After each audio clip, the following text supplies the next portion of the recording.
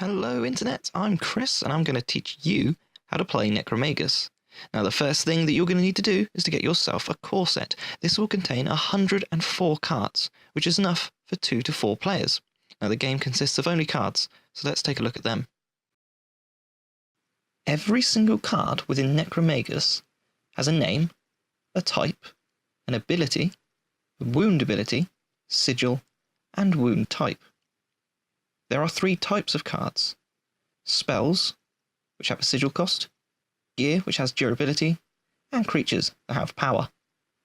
Let's take a look at the setup.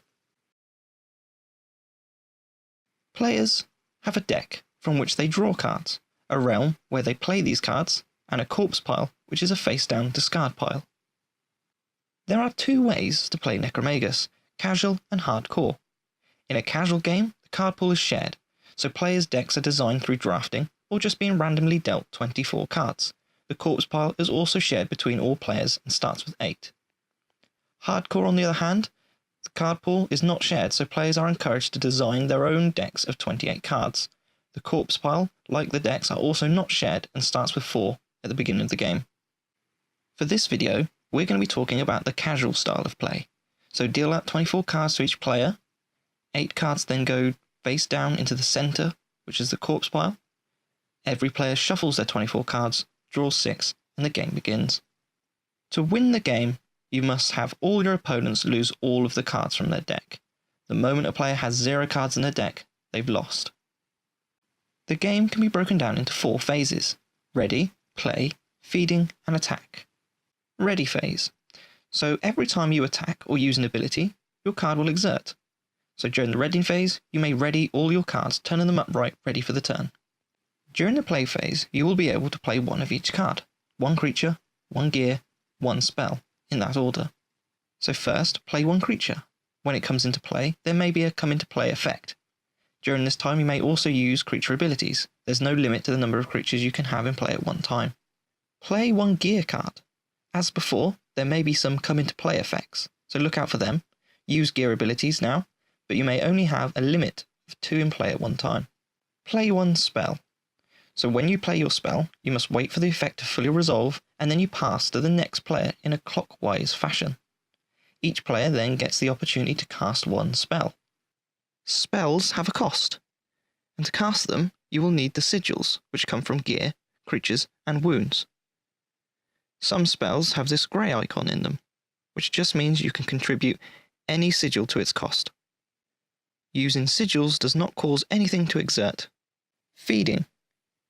Take any card from your hand and place it inverted and face down under one of your creatures. This will level them up and set a potential trap for your opponent. You may do this once per turn for each creature in play. Now we move to attacking. The attacking player, however, does not have to attack every turn. If they choose to not attack, they must draw 1 card from their deck and end their turn. If they choose to attack, however, they must follow these rules and then draw 1 card from the top of the corpse pile. There are 5 stages to attacking. Number 1 is declaring. Exert any creatures that you want to attack with. 2. Block. Defending player uses a ready creature, exerts them to block. However, the weaker creature in this battle takes a wound. If it's a tie, they both wound. Defending player may exert a gear card to block. Compare the durability and the attacker's power. If the durability is equal or lower than the attacker's power, the gear card is destroyed. Or don't block at all, and the defending player will lose cards from the top of their deck equal to the attacker's power.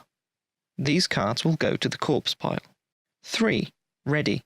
Any creature that's been wounded during this battle now becomes ready. 4. Retaliate.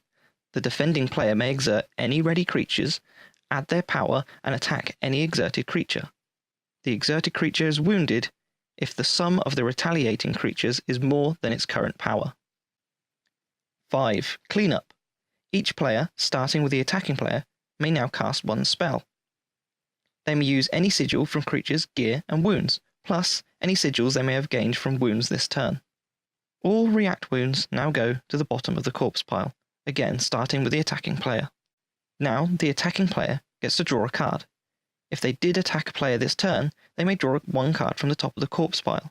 If not, they draw one card from the top of their deck. Now the turn ends. Now just a few extra notes about the game. So wounding. Wounding always starts with the defending player. When a creature has been wounded, the top face-down food card is flipped over and the effect takes place. If it's a wound, it will stay on the creature, and if it's a react, it falls off at the end of turn. However, whilst any wound is on a creature, it contributes to its level. During a game of Necromagis, your creatures will die, spells will be cast, and gear will be broken. Whenever these things happen, these cards go to the corpse pile, but it's important that they go to the bottom of the corpse pile. However, whenever you lose cards from the top of your deck through not blocking an attack, this is called defiling, and the cards will go from the top of your deck to the top of the corpse pile.